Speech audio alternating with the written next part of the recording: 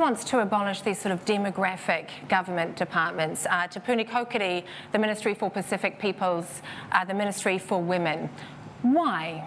I think part of the reason is that to fix the economy, we're going to have to save a lot of money in Wellington. For too long, government has been doing less with more. We're getting worse results for more spending, and yet people out there have to do more with less because the government's taken all their money.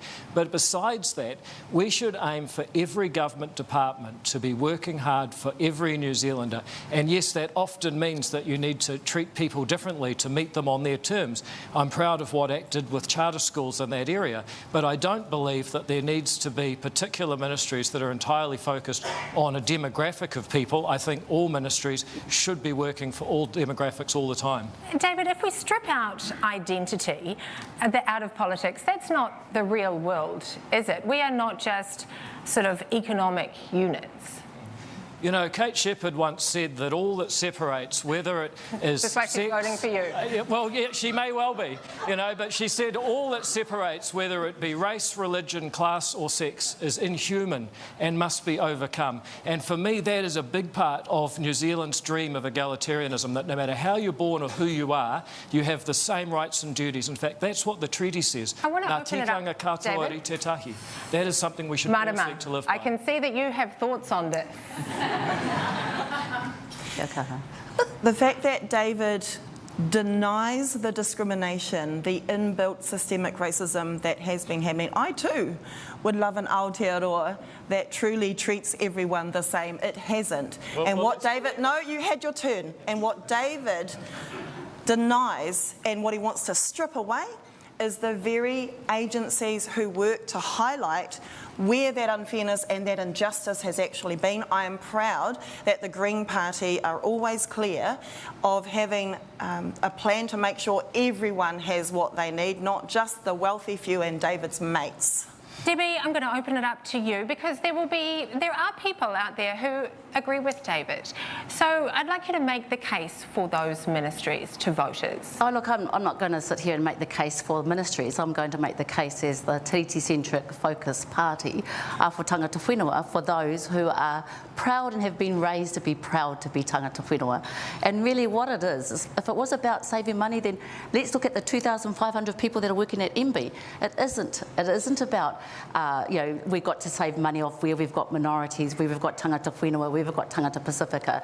It is clearly about race. And we need to be focused on rights. And it's okay, you've had your turn, Kati, you've had your turn, and it's all right if we've had, you know, you're not comfortable in your skin for your wakapapa, but many of us have been proud and are proud to be that, and we'll fight for the tiriti-centric Aotearoa that 70% of our population who are under 40 want and believe in. Yes! Winston, I want to come to you because you've also campaigned along some of these lines. You've been rallying against Māori names for government departments, against bilingual road signs. You've said Māori are not Indigenous and you've called David an accidental Māori. Do you just want to disappear race in this country? Look, with the greatest respect, if you looked at a country like the United States during the civil rights movement, those people knew that to get where they wanted to go, to get equality, they had to not set up their own separate institutions, but to bust down the doors and the ceilings of the best white institutions, and they did that, and they end up with a black president, now black vice president.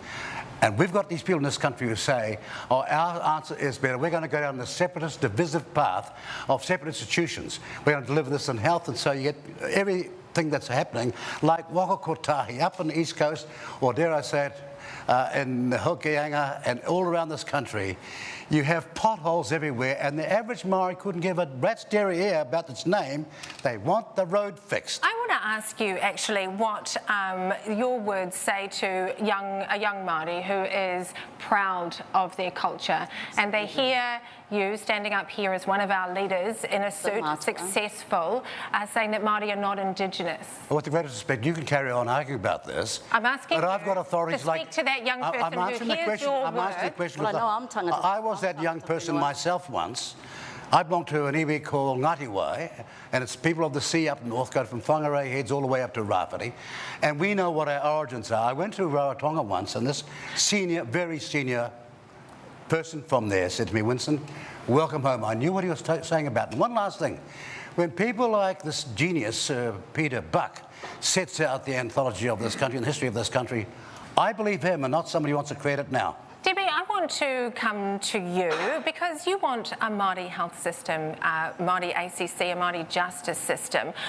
Your party laments historical segregation, but some would say that that's what you're trying to impose into this democracy. No, absolutely not. I mean, what we're trying to do is lift the playing field, and if it's not about Te Pāti Māori just wanting that, we've had academics, we've had scientists, we've had every medical expert say the only way we're going to address the inequities and to be able to give us a fair chance to live with dignity, to be able to live and contribute to our nation, is to address the fact that we were raised in a system that was not designed for us.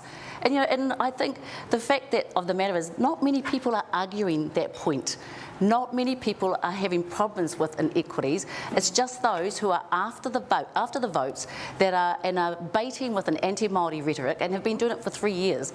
So let's call it what it is, because most of us are very focused on our intergenerational accountability. Are you baiting? Absolutely. No, actually, Yes. if I'm proud of anything that ACT has done in the last few years... He's not baiting, he's imitating. Schools. What have you done? It's charter schools. See, what we did with charter schools is we allowed Māori to set up schools for Māori by Māori. These words are important, aren't they? Allow Words Māori, are we do important. ourselves. And there's a lot of division out there, and it's inflammatory, some of the things that are being said on the campaign trail. Well, give me an example of that. You've talked about an ethno-state. Yeah, and I think that is increasingly true when your background gives you positions within the state apparatus to sit on the co-governance board of 3 warders, for example. Marama.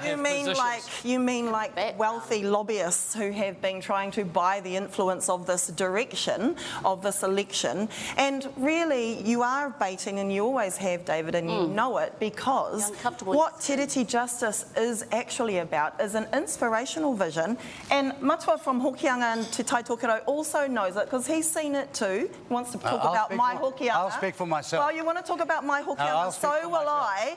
We have seen on the ground tangata whenua, tangata te reti, tauiwi and Pākehā embracing what Te Reti can offer us. That's exactly the problem, is that each person Rebecca. is just an identity to you. I'll come to you. Us, each person is a human. And if I can finish that thought, we allowed charter schools, that some of them were run by iwi, but they're also run by Pacific. They're also run by people that had no ethnic basis whatsoever. Their school had a different mission.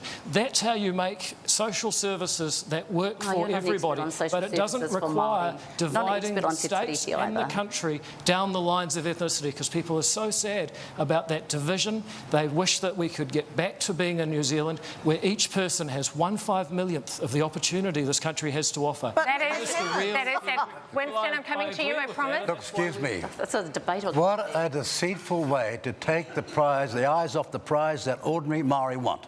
That's the ordinary Māori out there that is calling out for fundamental things like a safe, affordable home, access to immediate health system, the access to get on the conveyor belts of education and go as far as they like, and first world wages.